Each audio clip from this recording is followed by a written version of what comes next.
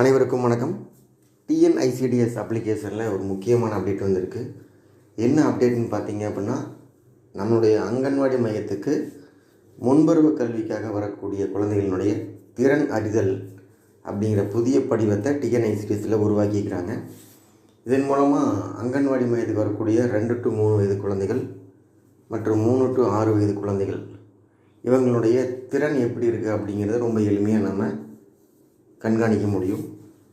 இப்போ எப்படி அப்டேட் பண்ணலாம், அப்டேட் பண்ணதுக்கு பிறகு டிஎன்ஐசிடிஎஸில் என்னென்ன மாற்றங்கள் வந்திருக்கு, எப்படி இந்த திறனிதழ் படிவத்தை ஃபில்அப் பண்ணுறது அப்படிங்கிறத இந்த வீடியோவில் பார்க்கலாம். ஃபஸ்ட்டு டிஎன்ஐசிடிஎஸை அப்டேட் பண்ணுவோம். உங்களுக்கு புரியணும் அப்படிங்கிறதுக்காக ஒவ்வொரு சிம்பிளையும் ரோஸ் கலரில் மார்க் பண்ணி காமிச்சிருக்கோம். இந்த ரோஸ் கலர் மார்க் பண்ணிக்கிறத மட்டும் நீங்கள் கவனிச்சிங்கனாவே ரொம்ப எளிமையாக இந்த ப்ராசஸை நீங்கள் செஞ்சு முடிக்க முடியும். உங்கள் மொபைலில் இருக்கக்கூடிய ப்ளே ஸ்டோர் அப்படிங்கிற ஆப்ஷனுக்கு போயிடுங்க.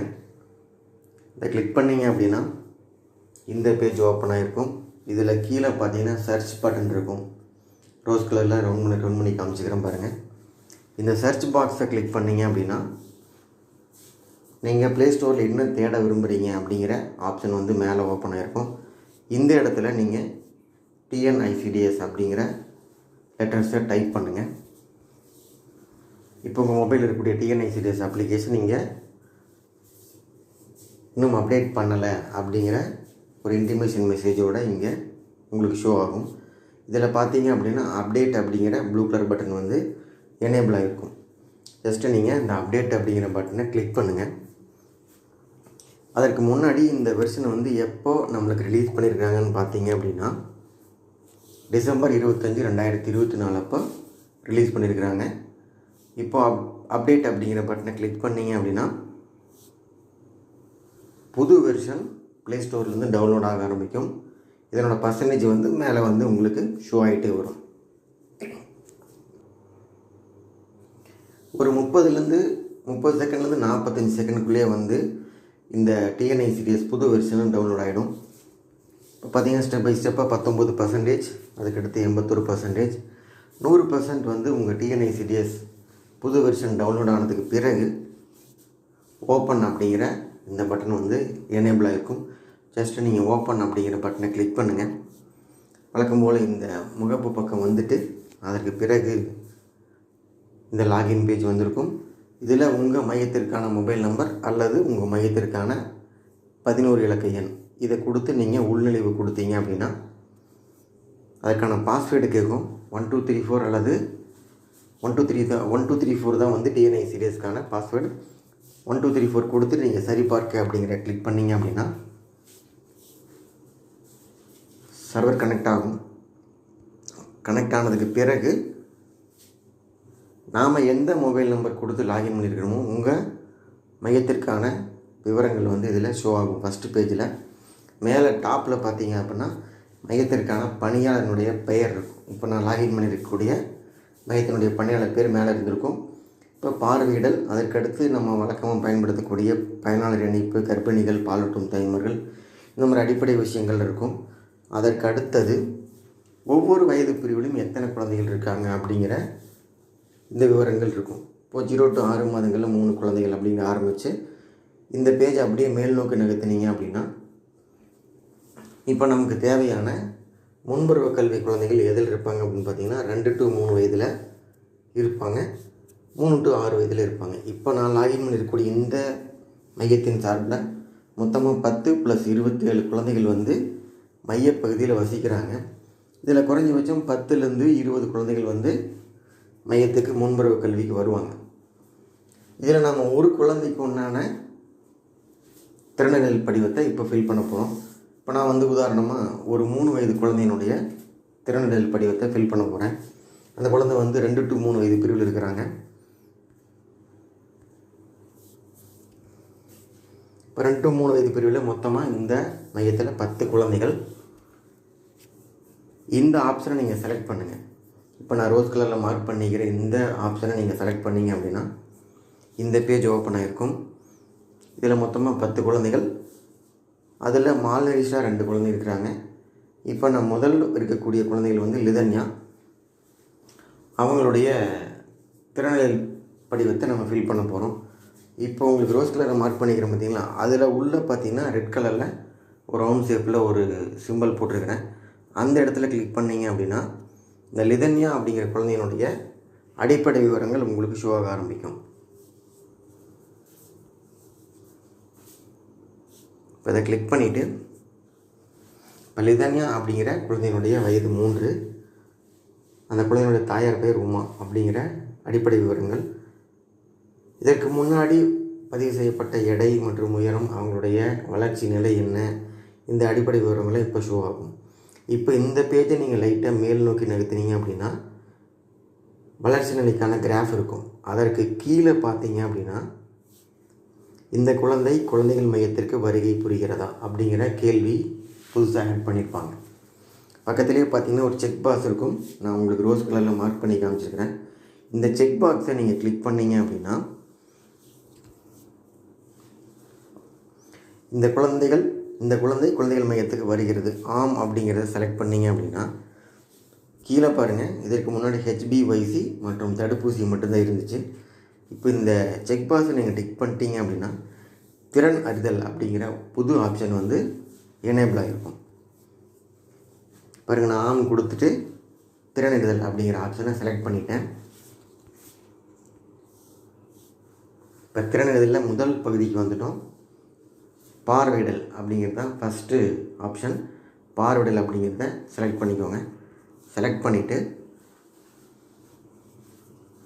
இந்த குழந்தையினுடைய உயரம் மற்றும் எடையை வந்து நம்ம இப்போ பதிவு பண்ண போகிறோம். இந்த திறனறிதல் ஃபார்மை நீங்கள் ஃபில் பண்ணும்போது கண்டிப்பாக அந்த குழந்தையினுடைய அடிப்படை விவரங்களை நீங்கள் கையில் வச்சுக்கோங்க. இப்போ இந்த ஆய்வு எப்போ நடத்தப்பட்டது அப்படிங்கிறத தேதி வந்து மேலே டிஸ்பிளே ஆக ஆரம்பிச்சிடும். இப்போ வளர்ச்சி கண்காணிப்பை நம்ம பதிவு பண்ணி முடிச்சுட்டு அடுத்து அப்படிங்கிற ஆப்ஷனை செலக்ட் பண்ணுங்கள்.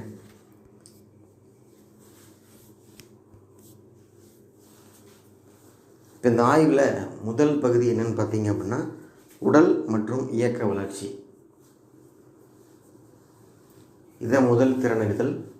இதில் பார்த்தீங்க அப்படின்னா குழந்தை விளையாட்டு நேரத்தில் சுறுசுறுப்பாக பங்கேற்கிறதா, இதுதான் முதல் கேள்வி. இந்த குழந்தையினுடைய எல்லா விவரங்களும் உங்களுக்கு கண்டிப்பாக தெரிஞ்சிருக்கும். ஏன்னா அங்கன்வாடி மையத்தில் முன்பருவ கல்விக்கு வராங்க. இவங்களுடைய ஆக்டிவிட்டீஸ் எப்படி இருக்கும் அதை பற்றின கேள்விகள் தான் இந்த திறனறிதல் படிவத்தில் இருக்கும். அதனால் குழந்தையினுடைய ஆக்டிவிட்டீஸை நீங்கள் மைண்டில் வச்சுக்கிட்டு அதுக்கப்புறமா இதை ஃபில் பண்ணிங்க அப்படின்னா ரொம்ப எளிமையானது. இப்போ பார்த்தீங்கன்னா எல்லாமே ஆம் இல்லை அப்படிங்கிற 2 ஆன்சர் இருக்கும். அதில் ஒன்று நீங்கள் செலக்ட் பண்ணால் போதுமானது. எல்லாமே ரொம்ப எளிமையான கேள்விகளாக தான் இருக்குது. அடுத்த கேள்வி பார்த்தீங்க அப்படின்னா 2 கைகளால் பெரிய பந்தை எறிய முடிகிறதா, ஆம் இல்லை. இந்த மாதிரி முதல் திறனறிதலில் மொத்தமாக ஒரு 5 கேள்விகள் இருக்குது. இதை ஃபுல்லாக நீங்கள் ஃபில் பண்ணி முடித்தா தான் வந்து அடுத்த செக்ஷனுக்கு நீங்கள் மூவ் ஆக முடியும்.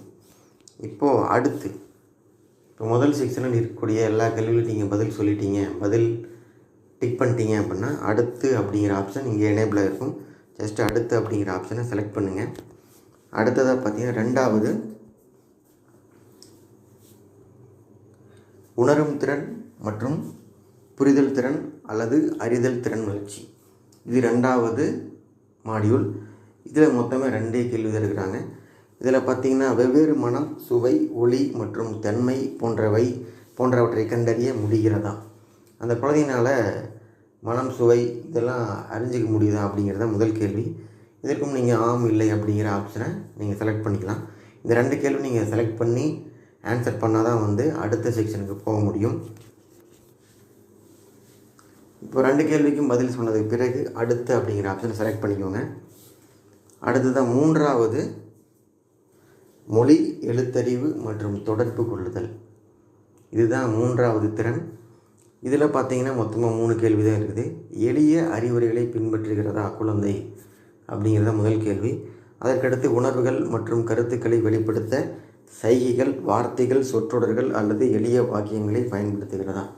இப்போ குழந்தை வந்து உங்கள்கிட்ட பேசுகிறதுக்கு எப்படி ரியாக்ட் பண்ணுறாங்க அப்படிங்கிறத 2வது கேள்வி. 3வது கதை புத்தகங்கள் மற்றும் பாட புத்தகங்களை பார்த்து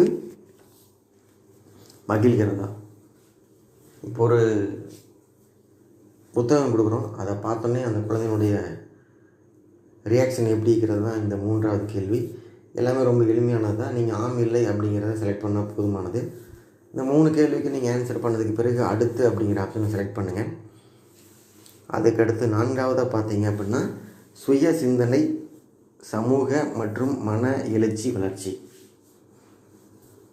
இந்த 4வது திறனில் பார்த்தீங்க அப்படின்னா மொத்தமாக 5 கேள்வி இருக்குது.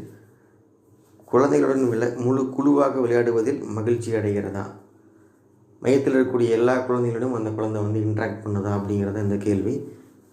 அதுக்கடுத்து தெரிந்த நபருடன் சரளமாக கலந்துரையாடுகிறதா. இந்த மாதிரி ஒரு 5 வகையான கேள்விகள் இதில் இருக்குது. இந்த செக்ஷனை நீங்கள் முடித்ததுக்கு பிறகு தான் அடுத்து நீங்கள் செலக்ட் பண்ணிக்கோங்க. கடைசியாக பார்த்தீங்கன்னா படைப்பாற்றல் வளர்ச்சி. இந்த திறனில் 2 கேள்வி தான். இந்த 2 கேள்விக்கும் நீங்கள் ஆன்சர் பண்ணிட்டீங்க அப்படின்னா அடுத்து அப்படிங்கிறத செலக்ட் பண்ணிக்கோங்க. அடுத்து அப்படிங்கிறத செலக்ட் பண்ணிங்க அப்படின்னா இது வரைக்கும் நம்ம ஃபில் பண்ணிங்களா படிவம் 5 வகையான படிவம் ஃபில் பண்ணியிருக்கிறோம். அந்த 5 வகையான படிவத்துக்கும் ரிசல்ட் வந்து இங்கே ஷோ ஆகும். இப்போது நீங்கள் சரியாக தான் ஃபில் பண்ணியிருக்கிறீங்க அப்படின்னா சமர்ப்பிக்கவும் கொடுக்கலாம். இல்லை கொஞ்சம் டவுட் இருக்குது, கொஞ்சம் கரெக்ஷன் பண்ணணும் அப்படின்னா முன் செல் கொடுத்து திரும்பவும் அந்த படிவத்தை திரும்பவும் பதிவு பண்ண முடியும்.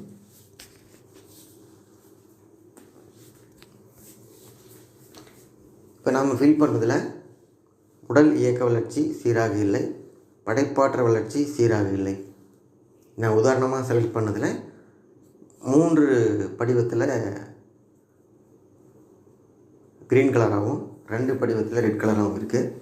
இப்போ நான் சமர்ப்பிக்கவும் கொடுத்தோம் அப்படின்னா ஒரு பாப்அப் மெசேஜ் வருது, நன்றி திறனறிதல் ஆய்வு பதிவு செய்யப்பட்டது. இப்போ சரின்னு கொடுத்துட்டீங்க அப்படின்னா இந்த நாம் லிதன்யா அப்படிங்கிற குழந்தையினுடைய முதல் திறனறிதல் படிவத்தை வெற்றிகரமாக பதிவு பண்ணி முடிச்சிட்டோம் அப்படின்னு டேஷ்போர்டுக்கு சர்வருக்கு அந்த பதிவுகள் வந்து போயிடும். இப்போ சரின்னு கொடுத்ததுக்கு பிறகு இந்த பேஜ் வந்து உங்களுக்கு ஓப்பன் ஆகிருக்கும். திறனறிதல் ஆய்வு எந்த அன்றைக்கி நம்ம பண்ணோம், இப்போ நம்ம பதிவு பண்ணதெல்லாம் வந்து திரும்ப பார்க்க முடியுமா அப்படின்னா இந்த காண்க அப்படிங்கிற ஆப்ஷனை செலக்ட் பண்ணிங்க அப்படின்னா இது வரைக்கும் பதிவு பண்ண எல்லா கேள்விகள் மற்றும் பதில்கள் வந்து இங்கே டிஸ்பிளே ஆக ஆரம்பிக்கும். இந்த 5 வகையான பகுதிகளுக்கும் வந்து என்னென்ன கேள்விகள் இருந்துச்சு, நாம் என்னென்ன பதிவு பண்ணியிருக்கிறோம் அப்படிங்கிறத இங்கே நாம் பார்க்க முடியும். இது வந்து ஒரு ஹிஸ்ட்ரிக்காக நாம் எடுத்து வச்சுக்க முடியும். இதற்கு அடுத்து நம்ம 2வது இதே ஆய்வு செய்யும்போது இதை கவனித்து கூட நீங்கள் பதிவு பண்ண முடியும்.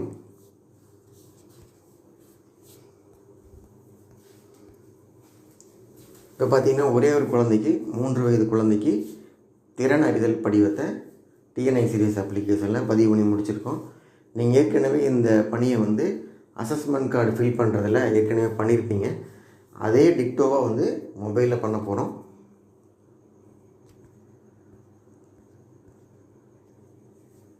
இப்போ 3 to 6 வயசில் இதே கேள்விகள் இதே 5 வகையான படிவங்கள் தான் இருக்கும். 3 to 6 வயது பிரிவில் தான் வந்து நிறைய குழந்தைகள் வந்து மையத்துக்கு வருவாங்க முன்புறவு கல்விக்கு. ஒருவேளை டிஎன்ஐ சீரியஸில் அந்த குழந்தைகள் இல்லை அப்படிங்கிற பட்சத்தில் நீங்கள் மேலே இருக்கக்கூடிய ப்ளஸ் சிம்பலை கொடுத்து புதுசாக அந்த குழந்தைய பதிவு பண்ணி முடிச்சுட்டு ஒத்திசைவு கொடுத்ததுக்கு பிறகு அந்த குழந்தை டிஎன்ஐ சீரியஸில் வந்திருப்பாங்க. அதற்கு பிறகு இந்த படிவத்தை ஃபில் பண்ண ஆரம்பிக்கலாம். சரிங்களா? இப்போ சொல்லப்பட்ட தகவல் உங்களுக்கு எதாவது புரியல அப்படின்னா கமெண்ட் பாக்ஸில் உங்கள் கேள்விகளை அனுப்புங்க, உங்களுக்கு உரிய பதில் சொல்கிறோம். சரிங்களா? தேங்க்யூ.